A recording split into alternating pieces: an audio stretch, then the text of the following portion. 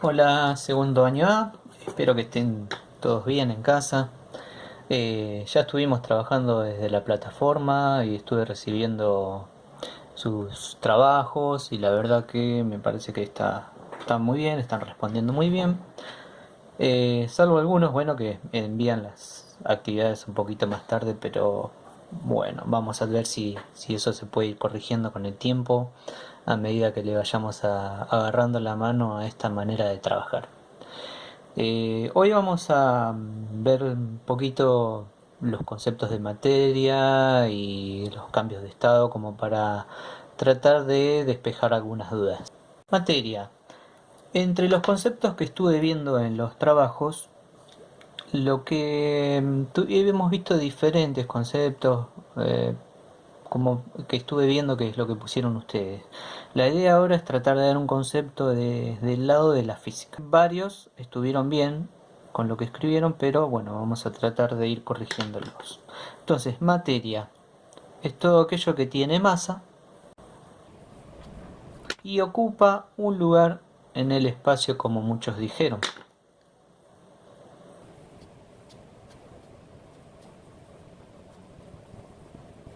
Esta sería la definición desde el punto de vista de la física, ¿sí? Después muchos pusieron que, bueno, se puede percibir con los sentidos y otras cosas. Acá hay que hacer una diferencia entre lo que es masa y peso, ¿sí? Porque hay muchos que confunden acá las definiciones. Masa sería la medida de la cantidad de materia que tiene un cuerpo. Y lo que es el peso es la fuerza con la que la Tierra atrae a ese cuerpo hacia su centro. O sea, como pueden ver bien, son dos cosas diferentes, ¿sí? No hay que confundir masa con peso. Por ejemplo, si yo tengo un objeto acá en la Tierra, va a tener una determinada masa y un determinado peso. Pero si ese objeto lo llevo a la Luna, la masa va a ser la misma, pero el peso cambia. ¿Por qué cambia? Porque la masa de la Tierra y la masa de la Luna en sí son distintas. Tengo mucho menos masa en la Luna comparándolo con la masa de la Tierra.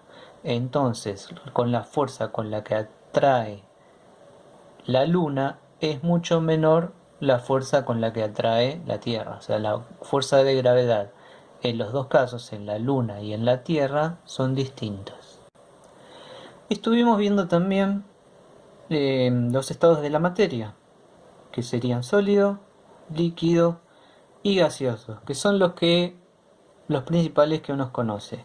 Pero también habíamos visto, les mandé a investigar que había un cuarto estado de la materia, que sería el estado plasmático, que como ustedes ya vieron, tiene unas características eh, en sí propias de ese estado de la materia, ¿sí? No hay que confundir estados de la materia con los cambios de estado, que serían estos, ¿sí? Los 6. Dentro de los cambios de estado uno puede encontrar diferentes definiciones o nombres en sí. Pero bueno, con los que vamos a trabajar por ahora, como para que tengan una idea, son estos que tenemos acá, ¿sí? Por ejemplo, cambio de líquido a sólido, como indica la flecha, solidificación. Y el gráfico claramente se puede entender, ¿sí? Más que nada hubo en los trabajos duda en estos dos cambios de estado, ¿sí? De sólido a gaseoso, cuando la materia pasa directamente de sólido a gaseoso sin pasar por el estado líquido, a eso se lo llama volatilización. Y el cambio contrario de gaseoso a sólido, sin pasar por el estado líquido, o sea, directamente de gaseoso a sólido, se lo llama sublimación, ¿sí? Puede ser que encuentren diferentes cosas como, por ejemplo, que a esto se lo llame sublimación, desde el paso de estado a sólido a gaseoso, y el contrario de gaseoso a sólido como sublimación inversa, ¿sí? Pero son diferentes, depende del libro que uno consulte. Bien. Después he visto algunos errores acá que vamos a tratar de corregirlos. El cambio de estado de líquido a gaseoso se llama vaporización, ¿sí? Muchos pusieron evaporación o ebullición, ¿sí? Que en realidad hay que tratar de diferenciar esos conceptos. El cambio, dijimos entonces, de líquido a gaseoso se llama vaporización, ¿sí? Ese es su nombre. Si uno habla de ebullición, ya estamos hablando de un tipo de vaporización. Bien, vamos a diferenciar bien lo que es la ebullición y lo que es la evaporación.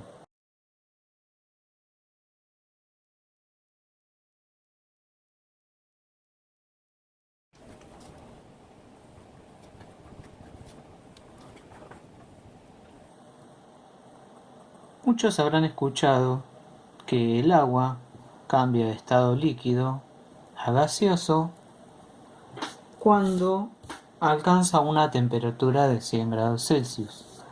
Esa sería la temperatura o el punto de ebullición del agua. Fíjense acá, ebullición. Pero no es la única forma de cambiar de estado de líquido a gaseoso. El agua puede cambiar de estado a estado gaseoso sin llegar a los 100 grados Celsius.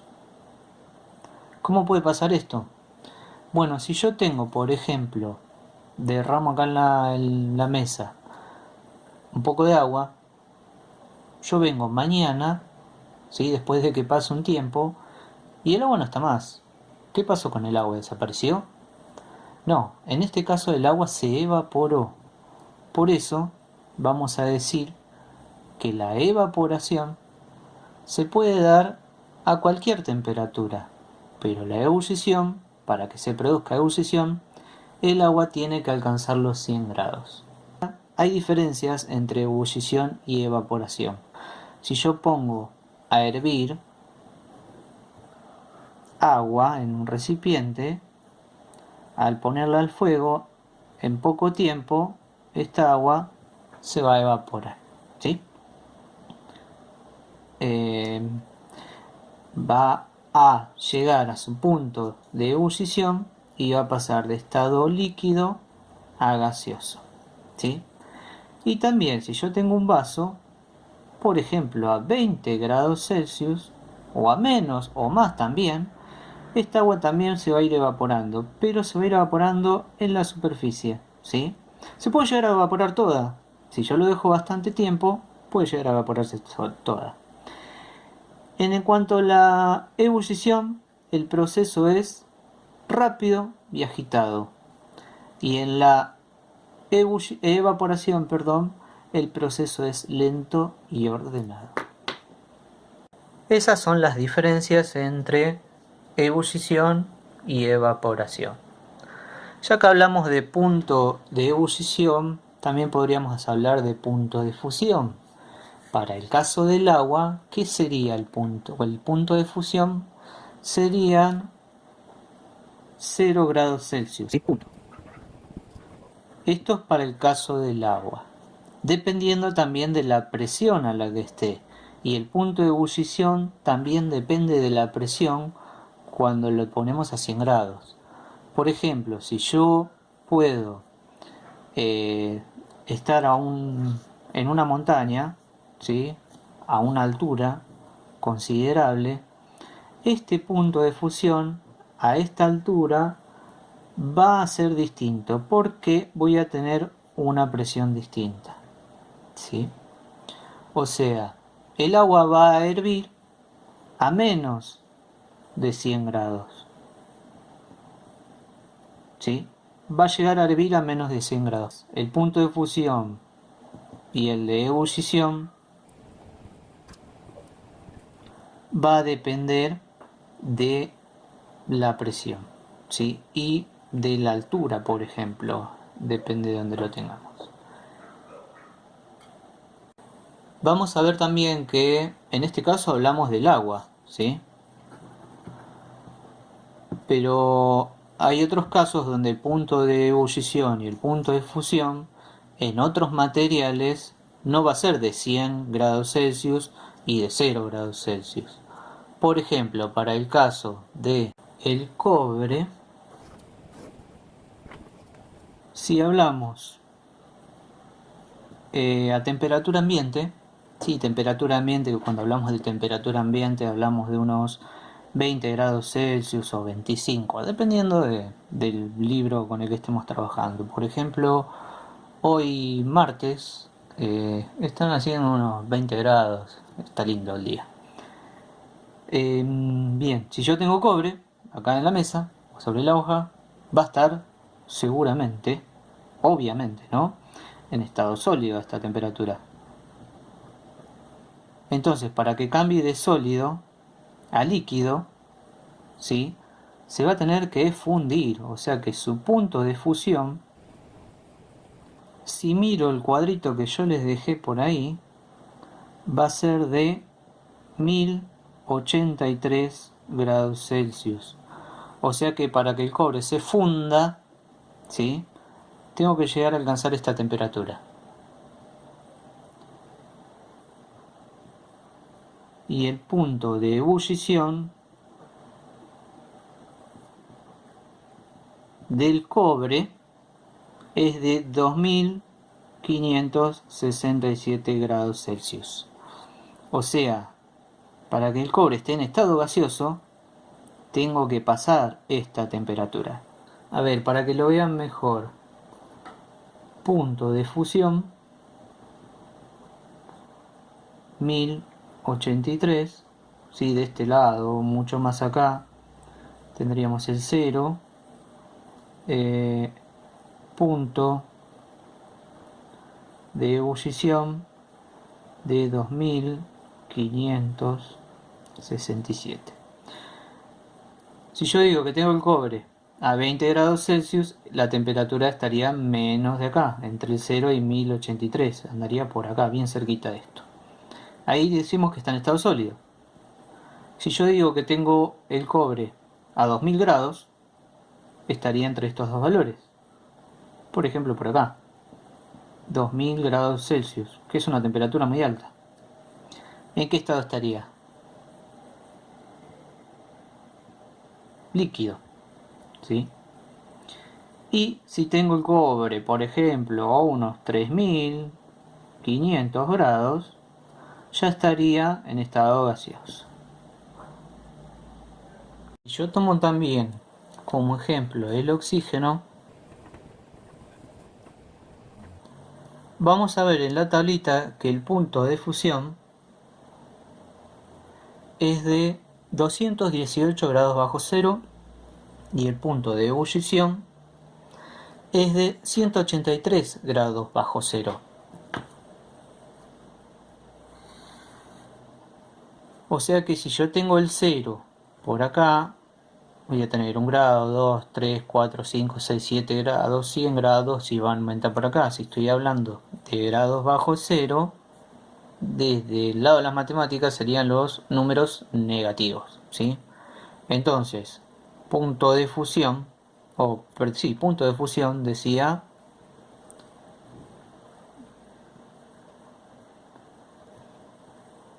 menos 218 grados. Y el punto de ebullición, ¿de qué lado estaría? Si estamos hablando que son 183 grados bajo cero, o sea, menos 183, estaría entre este valor y el 0. Bien cerquita de este, ¿no? Menos 183. Este sería el punto de fusión y este es el punto de ebullición. Una determinada temperatura donde cambia de estado, de un estado al otro, ¿sí? Entonces, si yo tengo oxígeno a temperatura ambiente, o sea, oxígeno a 20 grados Celsius, ¿estaría en qué estado? Gaseoso. Acá me puedo dar cuenta bien. A ver, si lo tengo a 20 grados Celsius, estaría de este lado. ¿Sí? Para que esté el oxígeno, ¿sí?, que nosotros conocemos, que es el que respiramos, que está en el aire, para que esté en estado líquido, tendría que bajar mucho la temperatura, hasta que esté entre estos dos valores. Acá estaría en estado líquido acá dijimos en estado gaseoso, para que el oxígeno esté en estado sólido hay que bajar muchísimo la temperatura, menor a 218 grados bajo cero. En este caso, el oxígeno va a estar en estado sólido. Otra forma de tener el oxígeno, por ejemplo, en estado líquido, ¿sí?, es bajando la temperatura, pero si no queremos que esté tan baja la temperatura, lo que se puede hacer es bajar la presión. Si uno le baja la presión al oxígeno, también puede llegar a estar en estado líquido sin que llegue a esta temperatura, ¿sí? Pero bueno, tienen que tener en cuenta, si tengo oxígeno a 20 grados Celsius, estaría en estado gaseoso porque pasa el punto de ebullición. Si la temperatura del oxígeno está entre el punto de fusión y el punto de ebullición, ¿sí?, estaría en estado líquido. Y si la temperatura del oxígeno es menor al punto de fusión, estaría en estado sólido. Espero que les haya servido la explicación. Y que estén todos bien en casa y que puedan realizar las tareas y las actividades que les mando por la plataforma. Saludos a todos.